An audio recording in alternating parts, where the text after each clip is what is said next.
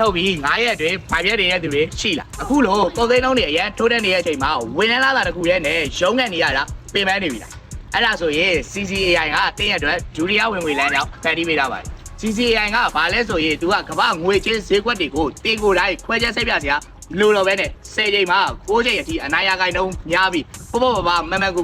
trading လုပ်လို့ရနေတာပဲဖြစ်ပါတယ်ကျွန်တော်ဒီနည်းပညာကိုအသုံးချပြီးဘယ်လိုမျိုး trading ပြုလုပ်သွားမလဲဆိုတာဒီဗီဒီယိုမှာကြည့်လိုက်ရအောင်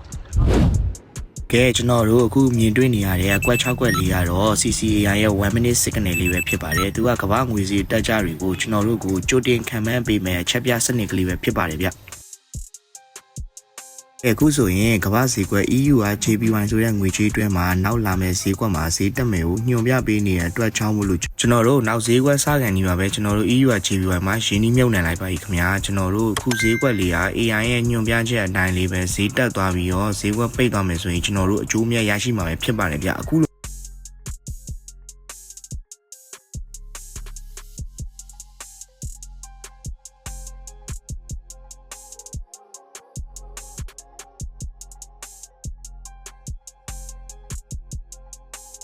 5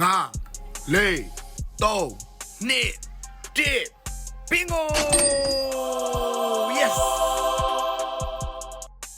ကျွန်တော်အခုအသုံးပြုသွားတဲ့ CCAI ရဲ့1 minute signal လေးကိုလူတိုင်းအခမဲ့ရနိုင်ပဲနီးလဲရှိပါတယ်စိတ်ဝင်စားတယ်ဆိုရင်ကျွန်တော်ရဲ့ comment သို့မဟုတ် chat box မှာ KKAI လို့ရေးခဲ့ပေးပါအခုလို့ trading နဲ့ပတ်သက်တဲ့ knowledge တွေကိုအခမဲ့လေ့လာလို့ရမယ့်နေရာရှိပါတယ်ကျွန်တော်တို့ရဲ့ Telegram channel group link လေးကိုအခမဲ့လာရောက်တောင်းယူပြီးစိတ်ကြိုက်လေ့လာလို့ရပါတယ်အားလုံးကိုကျေးဇူးတင်ပါတယ်ဗျာအခုလိုအခမဲ့လေးလာမှုနေရာလေးကိုအများဆုံးလာရောက်ဖို့အတွက်ကျွန်တော်ဖိတ်ခေါ်ချင်ပါတယ်နောက်ဗီဒီယိုမှာကြည့်တွေ့ကြမယ်